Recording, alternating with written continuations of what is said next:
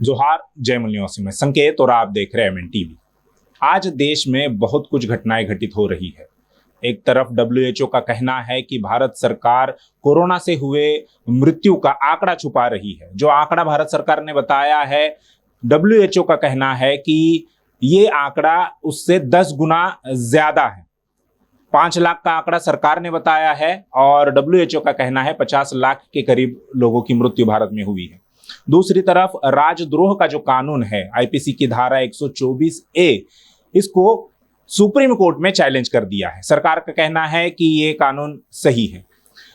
एक और बात है कि भारत की पत्रकारिता जो है, उसका स्थान दुनिया की नजर में धीरे धीरे खिसकता जा रहा है। ये जो सभी महत्वपूर्ण मुद्दे हैं जो आमतौर पर चर्चा में नहीं आ रहे, उन मुद्दों पर हम बात करेंगे। और आज हमारे साथ बात करने के लिए वामसेव भारत मुक्ति मोर्चा के राष्ट्रीय अध्यक्ष माननीय वामन मेश्राम साहब हैं। हम उनके वामसेव भवन में मौजूद है। सर, सबसे पहले तो एमएन टीवी पर स्वागत है।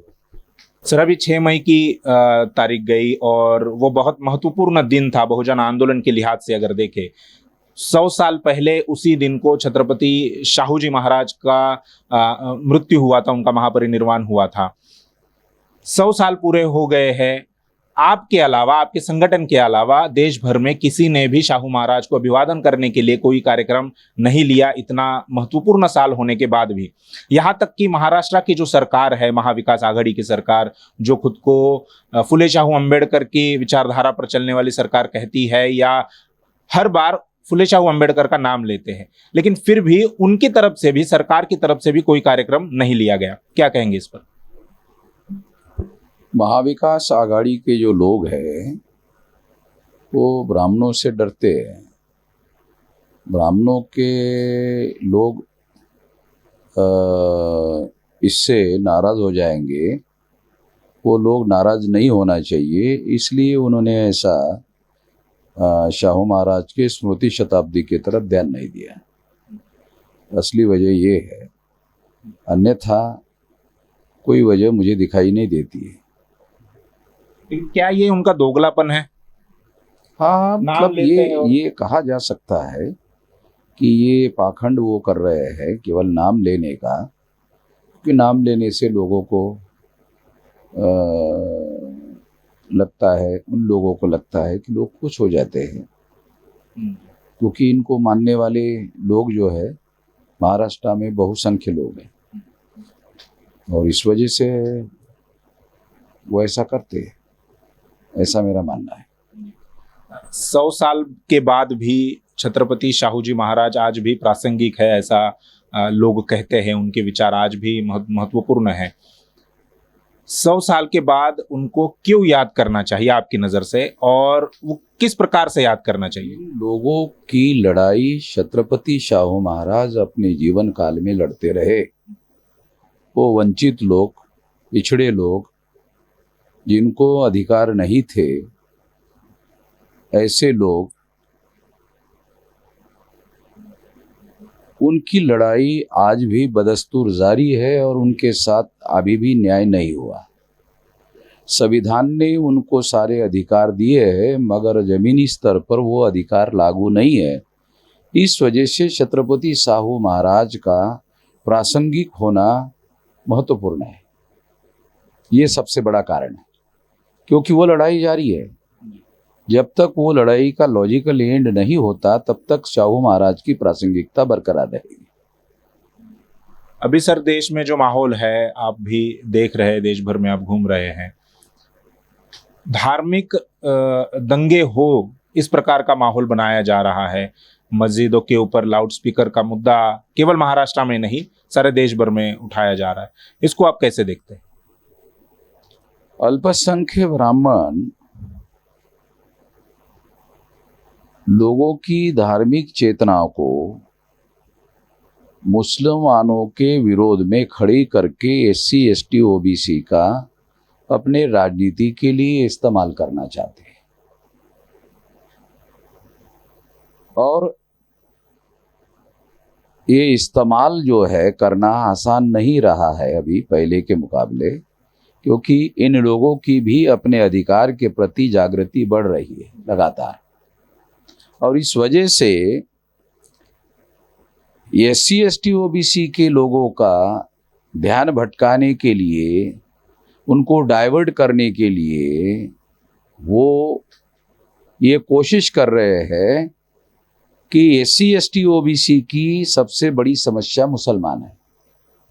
200% गलत है, क्योंकि SC ST OBC की सबसे बड़ी समस्या ब्राह्मणों के द्वारा जो वर्ण व्यवस्था निर्माण की गई है, जो जाति व्यवस्था निर्माण की गई है, जो अस्पृश्यता निर्माण की गई है, जो आदिवासियों का सेग्रीगेशन किया गया है, जो SC ST OBC के लोगों के ऊपर ये जो घुमंतु लोगों का बहिष्कार किया गया है, शूद्रत्व OBC के ऊपर थोपा गया है, महिलाओं को दास बनाया गया है, ये सारी बातों को अगर ध्यान में रखा गया तो ये सारी व्यवस्था तो ब्राह्मणों ने बनाई है, ये व्यवस्था मुसलमानों ने नहीं बनाई है।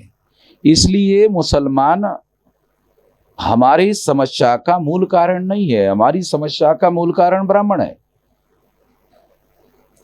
इस पर से लोगों का ध्यान हटाने के लिए भोंगे की तरफ ले जाना चाहते हैं।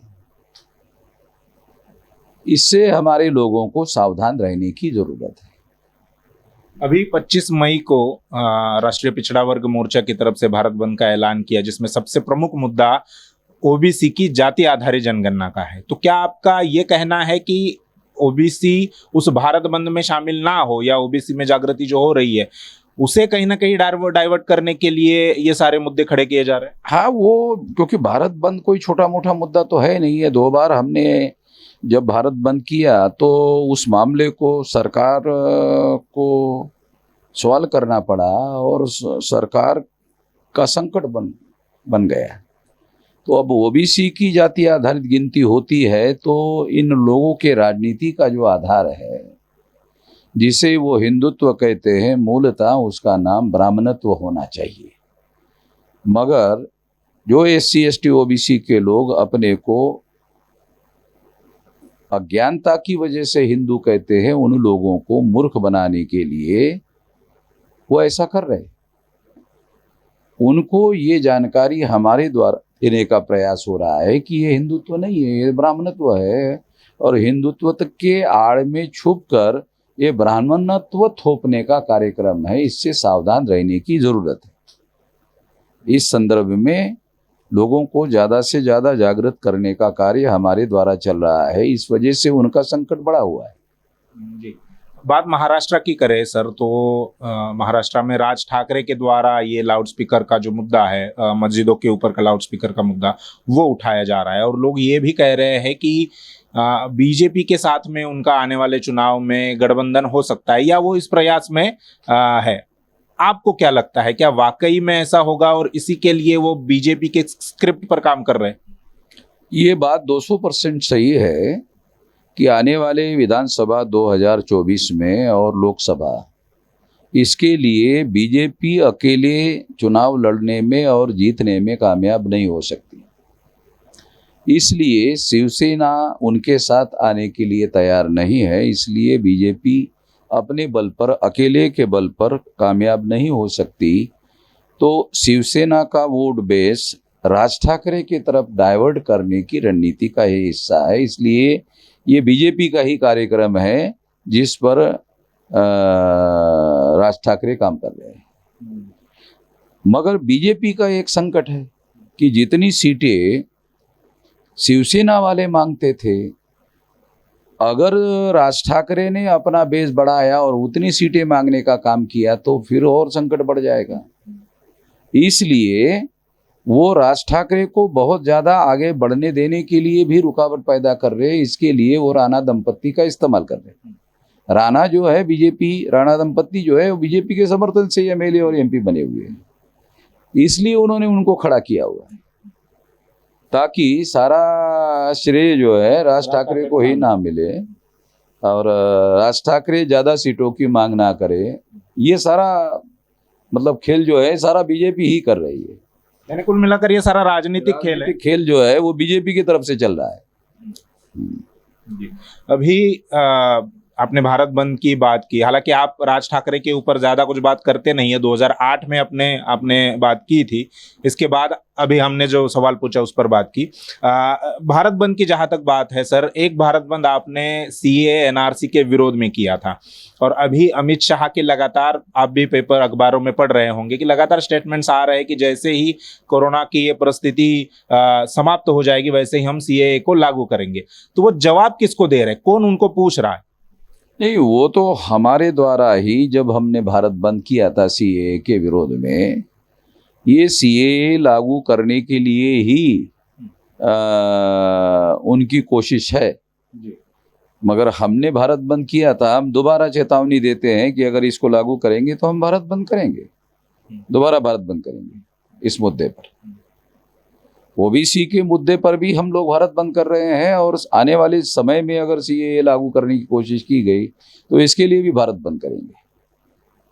और SC ST OBC plus minority के लोगों का गठबंधन आने वाले समय में बड़े पैमाने पर बनाएंगे। सर, आप बहुत सालों से अखबार पढ़ रहे हैं, टेलीविजन देख रहे हैं, भारत की पत्रकारिता जो है उसका स्थान दुनिया की नज़र में धीरे धीरे नीचे जा रहा है। अभी वर्ल्ड फ्रीडम इंडेक्स की एक रिपोर्ट आई है कल परसों ही, और उसमें भारत का स्थान पिछले साल के मुकाबले में, पिछले साल 142वें स्थान पर भारत था, अभी इस साल के रिपोर्ट में वो 150वें स्थान पर चला गया है। आस पड़ोस के देशों की बात करें तो नेपाल में जो पत्रकारिता की हालत है या परिस्थिति है भारत से बेहतर है, वो 76 नंबर पर नेपाल की पत्रकारिता है। ऐसे में भारत की जो पत्रकारिता दिन ब दिन हर साल दर साल नीचे गिर रही है, और आप भी मीडिया के बारे में लगातार बातें करते हैं, कैसे देखते हैं इस मीडिया की परिस्थिति को, और इसके लिए कौन जिम्मेदार है? इसमें मूलतः ब्राह्मण और बनिया दो जाति के समूह के जो लोग हैं वो भारत के मीडिया पर काबिज है। ज़्यादा संख्या पत्रकारों की ब्राह्मणों की है, और बनिया लोग जो है इसके मालिक है। तो ये ब्राह्मण बनिया पत्रकारिता है। इस दृष्टि से अगर देखा जाए तो इस पत्रकारिता का जो सामाजिक आधार है, नियंत्रण करने वाले लोगों का आधार है, वो ब्राह्मण बनिया का है, मगर पाठक वर्ग एससी एसटी ओबीसी का बहुसंख्यक वर्ग है। तो वो अपने आर्थिक हित संबंधों से ज्यादा अपने वर्चस्व को ध्यान में रखते हुए भारत का मीडिया काम करता है। आज उनको ऐसा लगता है कि दिल्ली में जो सरकार है वो बीजेपी की सरकार जो है वो ब्राह्मण बनिया की सरकार है, ऐसा वो मीडिया को नियंत्रण करने वाले लोग मानते हैं।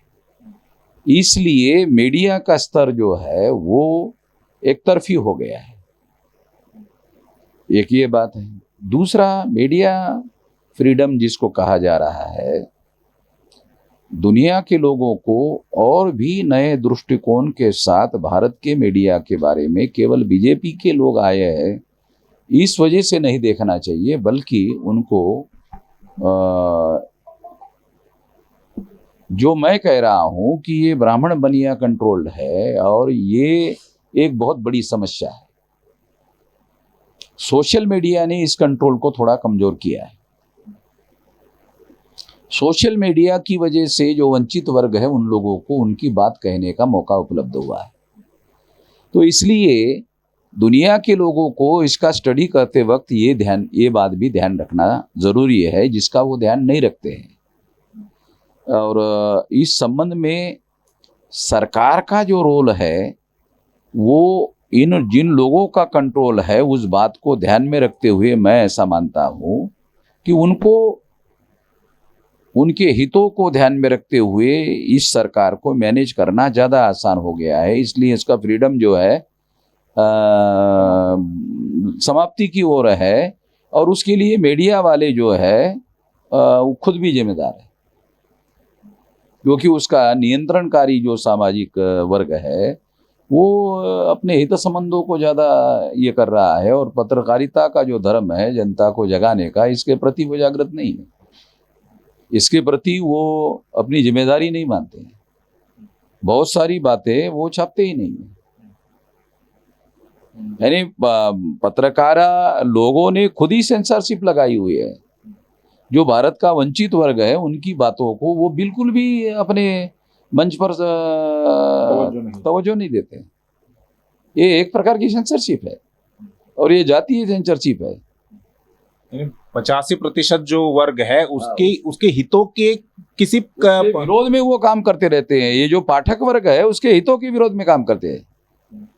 अब चूंकि पाठक वर्ग के पास में कोई विकल्प है नहीं, अब जो विकल्प खड़ा हो गया है वो है सोशल मीडिया। सोशल मीडिया में ही उनकी बातें आ रही है। भले ही दुनिया की नज़र में भारत की पत्रकारिता जो है उसका स्थान नीचे खिसक रहा है, लेकिन भारत सरकार के लिहाज से अगर देखा जाए या जो ऑर्गेनाइजेशन भारत सरकार को चला रहा है, आरएसएस भारत सरकार को कंट्रोल कर रही है, चला रही है, उसके लिहाज से देखा जाए तो पत्रकारिता भारत में सही तरीके से काम कर रही है। हाँ, उनके हितों का रक्षा कर रही है ना वो जी। उनके सरकार की रक्षा कर रही है और सरकार के विरोध में जनमत जागरूक करने का विरोधी पार्टी के लोगों को जो सफलता नहीं मिल रही है वो इसकी ये वजह है। मतलब कॉमन इंटरेस्ट देखकर वो काम हो रहा है, काम कर रहे हैं जी। सर, एक और सुप्रीम कोर्ट में केस चल रही है। 5 मई से उस केस की सुनवाई शुरू हुई है। आईपीसी की धारा 124A जो राजद्रोह के कानून को जो राजद्रोह का जो कानून है उस पर है। तो 3 याचिकाएं, एक अरुण शौरी की याचिका है, एक एडिटर्स गिल्ड ऑफ इंडिया की है और एक रिटायर्ड मिलिट्री का जनरल है, उनकी तरफ से याचिका दायर की है कि इस कानून को अब समाप्त कर देना चाहिए। 5 मई से सुनवाई हुई। भारत सरकार को सुप्रीम कोर्ट ने पूछा कि आपका इस पर क्या स्टैंड है, तो भारत सरकार ने कहा कि इस कानून की आवश्यकता है और इसे जारी रखना चाहिए। आप कैसे देखते हैं? भारत सरकार पर ब्राह्मणों का कब्जा है। ये कानून बनाया था अंग्रेजों ने, वो विदेशी थे, तो उनके हितों के अनुकूल ये कानून उन्होंने बनाया था। तो ये कानून विदेशी लोगों के अनुकूल है। अगर ब्राह्मण लोग इसको कह रहे हैं सुप्रीम कोर्ट में कि ये बरकरार रखना चाहिए, तो उसकी बड़ी वजह यह है कि ब्राह्मण भी विदेशी है, अंग्रेज भी विदेशी थे, ब्राह्मण भी विदेशी है। तो विदेशियों को ये कानून होना जरूरी है, क्योंकि इसके द्वारा वो अपने आप को देशभक्त साबित करने की कोशिश करते रहते हैं कि हम देशभक्त हैं और विद्रोह को दबाया जा सकता है। लेकिन आपका क्या स्टैंड है? आपको ऐसा क्या लगता है कि अंग्रेज ये खत्म होना चाहिए, इसे खत्म किया जाना चाहिए, इसे खत्म किया जाना चाहिए। सर, एक आखिरी सवाल है कि अभी WHO के द्वारा एक सर्वे भारत में किया गया। WHO के आला अधिकारी भारत में आए थे और उन्होंने यहाँ की जो परिस्थिति देखी, उनका ये कहना है कि भारत सरकार ने कोरोना से होने वाली मृत्यु का जो आंकड़ा बताया है 5 लाख और समथिंग कुछ ऊपर है, वो आंकड़ा गलत है। भारत में 47 लाख लोगों की मृत्यु हुई है। भारत सरकार पर यह आरोप पहले भी लगे हैं, गुजरात के सरकार पर भी लगे, बिहार की सरकार पर भी लगे कि उन्होंने मृत्यु होने वाले को लोग जो आंकड़ा है वो दबा कर रखा है या सही आंकड़ा लोगों के पास में नहीं पहुंचाया है। इसे आप कैसे देखते हैं? और दुनिया की नज़र में अगर हम WHO की बात करें, वो भी मान रहे भारत सरकार गलत काम कर रही है, झूठ फैला रही है। भारत में पत्रकारिता दुनिया की नज़र में गिर रही है।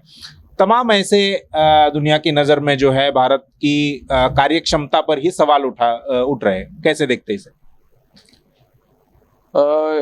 WHO ने जो आंकड़ा 47 लाख का बताया वो भी मेरी दृष्टि से कम है, इससे भी ज्यादा है।